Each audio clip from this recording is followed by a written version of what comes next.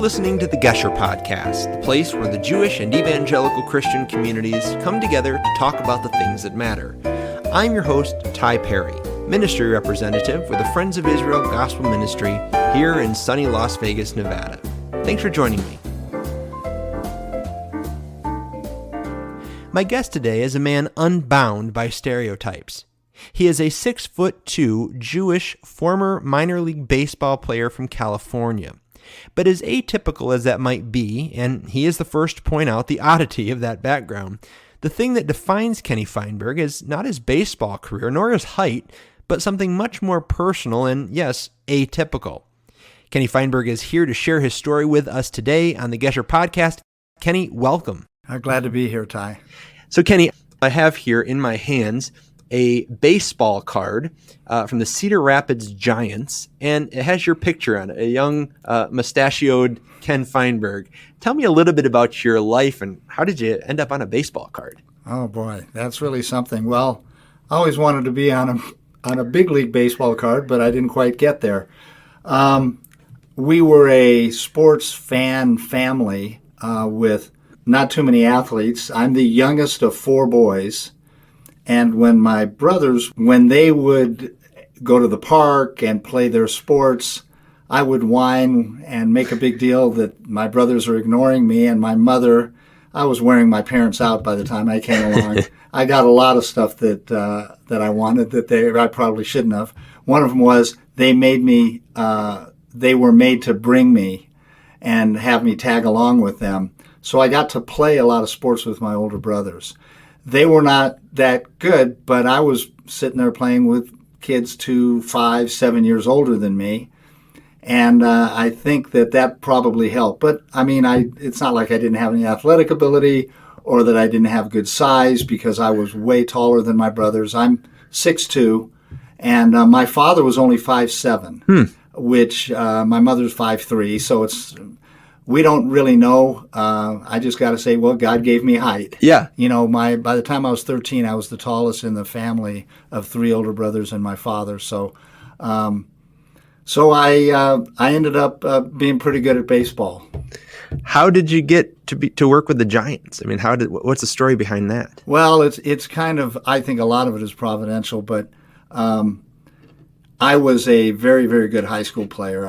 I made all Los Angeles City first team as a baseball player, and when I was a senior in high school, and then I had a scholarship to Cal State Northridge, which was a good baseball school. But I didn't attend it for long. There were some rules. If you went to a 4-year school, you have to wait 3 years before you can sign a professional contract.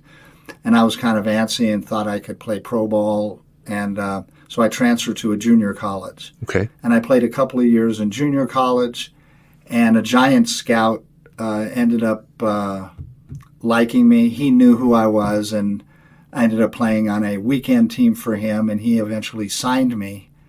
And that was in 1976. So, and then 77 through 79 is when I played ball for the Giants organization.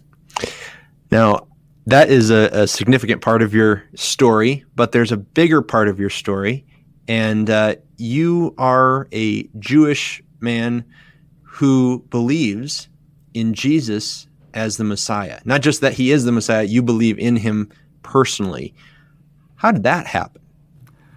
Well, that's a great story, and I'm going to get to that in a second. I want to tell you what I told a group I was involved with. I've been a chaplain for a very long time, and I was a chaplain for the AAA baseball club in Las Vegas for 28 years.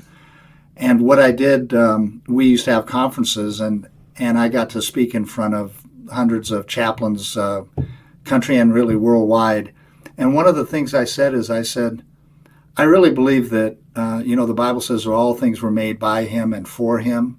And I believe that baseball was made, by God. And I'm not going to just quote, I will quote Genesis 1:1. In the big inning, God created heavens and the earth. But yeah, there you go. But I really believe that he did that, and he gave me athletic ability so that I would come to meet him. And baseball was involved with that, and I'll tell you that in a minute. But that ability. There aren't many Jewish athletes. There's a lot of Jewish doctors and lawyers and accountants. Especially not Jewish athletes who are 6'3". Yes, most of us are not very tall, and it's pretty neat. And I like to quote the old airplane movie where an old lady asked the stewardess, "Stewardess, do you have anything light to read?" And she said, "Yes. Here's a leaflet on famous Jewish athletes." And, I can relate. And it's just a crack up every time me and my boys see that. Yeah. Because there weren't many of us. But anyway, so I was raised in a home that was very culturally, ethnically, and proud Jewish home. Mm. And I used to get in fights with kids. Because I was Jewish. There was a lot of non-Jews or Gentiles who, and I thought these were Christian folks. They celebrated Christmas and Easter. Right. And many went to church, but they'd call me dirty Jew and kike and Christ killer. And sometimes you get into fights, and a lot of the Jewish kids weren't going to fight back. A lot of them were not physically able. I got into a lot of fights over that. I was kind of a little bit of the defender. I didn't know what I was defending, but I didn't like anybody picking on me or other people. Sure. But or being bullies. But I didn't really know what it meant. And I remember asking my mother one time when I was a teenager, I said, "Do you know, I somebody told me that Christians believe that Jesus was raised from the dead or something, and that's ridiculous." And my mom was nice, and she said, "People believe what they believe. You got to let them believe that." And we were not very religious. I mean, a couple of my brothers went to Hebrew school. By the time I came along, I hadn't. Mm-hmm. But we had Passover Seder every year, and my dad and uncles and everybody spoke Hebrew, and we thought it was kind of a funny language because it wasn't our language. Right. And but it was very, very traditional. Were you a Zionistic home? Or well, we were pro-Israel, but we okay. weren't like militant about it. We were always on Israel's side, mm-hmm. and most of the time there's good reasons to be on Israel's side, even nowadays. Right. I mean, not that they're perfect, right? And the Old Testament's very clear how imperfect Israel and every other person is. Exactly. But I still had the Jewish pride. And a couple of people tried to share with me, just a couple, when I was growing up or as a teenager, and I said, "I'm Jewish," and kind of, no thanks. Mm-hmm. And then something changed when I was playing professional baseball. Do you want me to share that? I would love for you to share it. Okay, well, it was my second year, and I was having a very good year. I was in the top 10 and statistically, and a lot of, you can even look my stats up. Ken Feinberg, Baseball Reference, so I'm not lying. A lot of people back in the day before the internet said they played pro ball, but I knew they didn't. Oh. But you couldn't prove they didn't. Sure. You just know. Kind of like a plumber knows a plumber. And but you can read it in my little history if you want. But this was 1978, and it was the summer of 78, and there was a guy on another team. He was on the Brewers farm club. And he was the best guy in the league. He was leading the league in home runs. He ended up being the most valuable player of the league. Tremendous hitter, and he was a catcher on the other team. And I'll never forget going up to the plate once, and then they made a pitching change when I came to the plate. And the guy's name was Jordan. And I said, "Like the river." And I knew that much. Mm-hmm. And the catcher said, "Right, are you a believer?" And I said, "In what?" And he said, "In Jesus." And I said, "No, I'm a Jew, or I'm Jewish." And he goes, "Okay." But the next day, he was on the opposing team, but before the game, he came to me and shared a little bit with me. And he left some literature in our clubhouse. And nobody picked up any of the literature of the 25 guys on the team but me. The Jew on the team picked up the literature, and it was from Baseball Chapel. And it was gospel-oriented information. And because when I went back to the dugout and I realized what a nice guy this guy was, I said, "What's up with this Bill Foley? What's up with him?" And a few of the players said, "Well, he's a Christian." And I said, "Isn't everybody?" And they said, well, he's a born-again Christian, which I've heard the term a few times, but I didn't know much about it. But I thought, okay, that means that not all professing Christians are, because my thing of being a Christian was they were the ones who maybe did a lot of wrong things to Jewish people. They were the ones who wouldn't let Jews in the country clubs. They're the ones who would blackball them from other things, And did you have it in your mind that essentially, at least in the United States, a Christian is one who's not Muslim or Jewish? I mean, was that a euphemism to you for being a Gentile? Well, yeah, if somebody was going to ask me what is a Jew, I would have said it's a person who believes in God but isn't a Christian. Okay. That was my definition. There weren't many Muslims walking around, or Hindus or Baha'i faith back in the day. Mm-hmm. And I'm from suburban Los Angeles. It was mostly Protestants, Catholics, and some Jews. Mm-hmm. Okay. So now comes the inquisitive side. And he, as a person, the guy who shared a little bit with me, piqued my curiosity. And number one, I thought, this guy doesn't seem like a bad guy. Mm-hmm. And number two, he believes something, and he believes it pretty passionately. I don't know what I believe, and I know even though I'm having a good year, I don't feel very good about myself, where my life is going. I know I'm in darkness in many areas of my life. Not that I got to share a lot with people, but it's evident. But I was only 21 years old. Mm.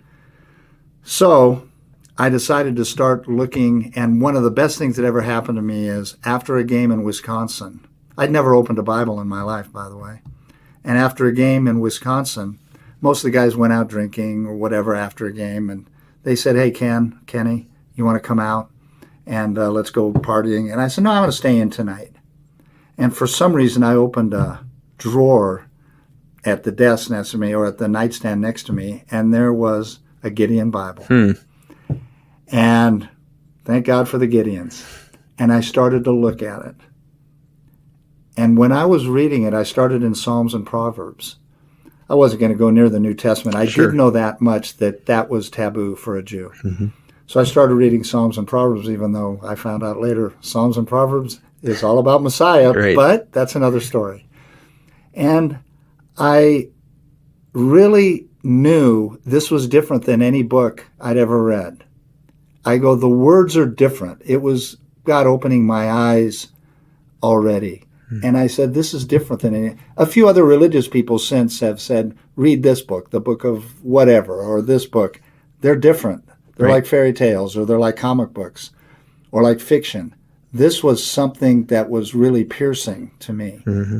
And I remember calling my mom after several readings, and then my roommate had a Bible. He actually was only a roommate for a short period of time. He was unpacking. And I said, you going to read that? And he goes, oh, my mom just packed it. Can I take a look at it? And I started absorbing that at home. And I started really reading Psalms and Proverbs. And I called my mom up, who was a widow, by the way. And I used to call her after every home run. But then one time she goes, well, how you doing otherwise? And I said, well, it's lonely at times. And, I get along good with the guys, and I'm doing well. But I've been getting a lot of solace. I've been reading the Old Testament. She goes, what are you reading? And I said, I've been reading in Psalms and Proverbs. And she corrected me, and she said, that's Psalms. And I go, oh, okay, what do I know? Right. And how would I know, right? Sure. And then she asked the great question that if you ask any 21-year-old, it's the wrong question. She said, you're not reading in the New Testament, are you? And I said, oh, no, don't worry about that. Well, that's where I went next. Sure. And I was really expecting an anti-Semitic group of books and writings that were anti-Semitic. And why did you expect that? I expected it because I thought that religious people who weren't Jews were against Jews. Okay. And I thought that it wasn't like people were trying to convert Jews to Christianity. It was like they treated Jews poorly. And, anywhere from, the pogroms where my grandparents suffered and had to flee the country by professing Christians, the Tsar and his people. To the Holocaust, of course, everybody knows Hitler wasn't a Christian, but maybe they didn't know, and maybe they still don't know, because he might have claimed Christ once or sometime. So all these people who, and also growing up, some of the problems I had with Gentiles, so I was expecting to see an anti-Semitic book. But when I started reading, I started to fall in love with Jesus, because I go, all he is love. And the only time he's mad is when he should be mad. But he was forgiving and caring and loving. And something that I did discover even before I came to Christ is God opened my eyes to see that everybody who ever met him was changed. They were changed. The ones who rejected him were changed for the worse. But the ones who followed him were changed for the better. And, you read that in the Old Testament too. Anybody who meets God is a changed person. Absolutely. And it happens all throughout the New Testament. But I started to see that. But I wasn't ready to surrender my life to Christ yet. But I started to become a believer. And I want to ask you, when you were introduced to, you see Jesus in the scriptures, did you view that through the lens of his Jewishness? Did you see, oh, this is a Jewish person? Or did you at that point still see it as kind of, this is the Gentiles' savior, but there's something appealing about him? I think it was a little bit of both, because I knew that it was Jews that he was dealing with, and that all the followers, his disciples, I knew they were all Jews, and I knew the religious leaders of the day. That it's pretty clear. You don't have to be a scholar to see that, but I still think it was partially the keep your distance a little bit, because this is a Gentile religion. So it was kind of a combination of both. But something very important happened. So I kept reading. I bought a Bible. I bought a New American Standard Bible and read it throughout the off season, and then even in spring training, I went to the baseball chapel services, and there was a chaplain there who was a trainer but a chaplain, and I would listen to him, and I don't remember much what he said, and I think I was thinking I was okay with God, and then we had a AA spring training game, the Giants against the Brewers, and I saw Bill Foley there. And I said, Bill, he came over, Kenny. And then I go, I'm a believer now. And he said, do you know the Lord personally? And we couldn't talk because it was right before the game, and then I never got a chance to see him. I did end up seeing him again later. It was a beautiful time when I saw him. Maybe I'll share that in a minute. Sure. But I didn't know what he was talking about. And then baseball kind of fell apart on me the next couple of months, and I was done with baseball. And I won't go into all that, but when I got home, I was in bad shape. I was hopeless. I was 22, almost 23, and I thought, what am I going to do with my life? All I have is darkness around me and in me. I don't know what to do. My mom remembers I would go to bed early and wake up late. Depression. I don't know what clinical depression looks like. It was probably that. And then one day I just said, Lord, I said, Jesus, I believe in you, but I haven't really acted like it. And I can't do life without you. Please come into my life. Please forgive me and take my life over. And then I went to a church. I'd never been inside. Well, I was at a couple of weddings of relatives that were involved, that had gone to churches, but for the most part, I had never been in a church. And I went to a church, and I probably went up when they had the salvation call like 4 or 5 times in a row, and I probably thought they're probably getting pretty old because I wanted to keep getting saved, but I got it. Yeah. And then my mom wasn't too happy about it. Sure. And then I came home, and I lived at home, and I had a part-time job, and I was just happy to be a Christian, and I was making $3.50 an hour part-time, and I was happy, and that's hard to believe. You know, I've got a lot of my friends who were making a lot of money. Some were still in baseball. A lot of them were college graduates. I was none of those, and I was working part-time in a gym, but I was eating up the Bible, Christian radio, going to church every time it was open.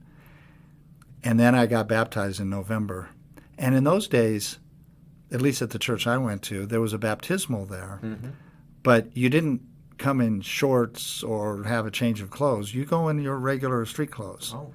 And I got baptized in my clothes. I mean, they took my wallet and my keys out. Right. And when I came home, my mom said, I knew that was when you were gone. I knew there was no return. And she was right. Yeah. It was a very important time because I made a public profession of my faith. Mm-hmm. And from then on, I just wanted to share Messiah with everybody I meet. Well, Kenny, I love your story. And I want to ask you, there are some Jewish listeners, maybe I have Jewish friends who certainly would say Jews do not believe in Jesus. And in talking with them, they have their reasons for that.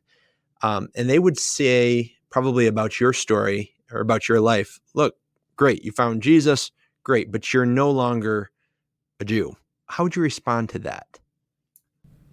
Well, I'd give them quite a few reasons. If some of them are going to be levity, but I'm still going to do it. Mm-hmm. One is, all you got to do is look at my profile. There's one. Another one is, all you got to do is look at my last name. And there it is. And I probably know as many Yiddish sayings as you do. So, and I know a lot of Jewish jokes, and they're great. And I love Jewish food. And I tell people the reason I got to be almost 6'3" is because of matzo ball soup, knishes, kishkas, everything else under the sun. All the good stuff. But anyway, what I tell them is it's an entirely Jewish thing to believe the Old Testament. Mm-hmm. Okay? I believe the Scriptures. I believe all 39 books of them. Mm-hmm. And because of that, I see Messiah all throughout. And I think that Jews, if they were fair, they would see Messiah all throughout too. If they wanted to come with a really honest heart, they'll see Messiah. There's a scarlet thread of Messiah from Genesis 3 all the way through Malachi, all the way, even from creation. But in Genesis 1, really. Mm-hmm. But I think the problem is we have had embedded in our minds that you cannot believe, you can believe Messiah is coming, but not Jesus. Right. And the funny thing is the Pharisees of Jesus' day even challenged him with that. And then he said, search the Scriptures. They're the ones that speak of me. Mm-hmm. That's what Jesus said. Mm-hmm. And, when I've shared Isaiah 50, the latter part of Isaiah 52 and Isaiah 53, and there's so many other verses in the Old Testament, with Jewish folks, it's hard to deny that that's talking about Messiah. The question is it talking about Jesus? And I confirm and affirm that it is. And back to your question is, I'm 100% Jewish, not ashamed of it one bit. And I'll tell everybody, my mom loves this story from, it's probably 15 years ago. It's a kind of a Jewish pride story, but it's enjoyable. Yeah. I worked for a company for 30 years, and I was in customer relations, and I would handle a lot of difficult cases. The president would get something from the county because of a customer complaint. It was with a big vendor and municipality tied in with. I won't go into the details of it, but and I would handle and one guy who had problems with our company, I was able to solve the problems for him and ease things over. And his name was Dennis. I forgot his last name now, but. It happened a few times where he'd call or he'd make a big deal about something and I'd fix it. Then he'd call me and then we'd take care of it. And then he one time I was on vacation and I gave my phone, or I had my phone forwarded to one of my colleagues. And the colleague said, this is what happened. Dennis so-and-so called. Oh, he did? He had a problem? Yeah. And he said, who's this? And the guy said, well, this is Jack. And where's Weinstein? And he goes, my friend, my colleague said, you mean Feinberg? And he goes, yeah, whatever. And then, he took care of him. But I said, oh, thanks for telling me that. So I gave the guy a call. And I said, hey, Dennis, Ken Feinberg here. I'd never met him personally, by the way. Okay. I said, Ken Feinberg here. I go by Kenny, but Ken was in the business world, still is. And I said, hey, Dennis, hey, listen, I want you to know something. You can get a hold of the mayor. I know you've written the mayor and the county commission. You can get a hold of them. You can, contact my president and, say anything you want after what I'm going to tell you now. But there's something you're never going to do again. You're never going to mispronounce my name. My name's Feinberg. And I said, and my dad's name was Feinberg, and he passed it on to me. So don't ever mess that up. Do you understand? And he said, yes. I ended up meeting him later. He was just a loudmouth punk who was older and smaller and nothing. But the whole point is, I'm a Jew and very proud of my heritage. But I'm a Christian who is very fortunate to be called a child of God now. Amen. Because the Messiah has received me into his family. So I'm both. So it is possible. It's not only possible, you're looking at him. Without a doubt, today's episode features what some would consider a controversial subject. For many evangelicals, the idea of a Jewish believer in Jesus, while not unheard of, is unusual. After all, for centuries, the church has been made up primarily of Gentile believers. And for most Jewish people, the claim that a person can be both Jewish and believe that Jesus is the long-awaited Messiah of Israel is incongruous with what they feel and have been taught.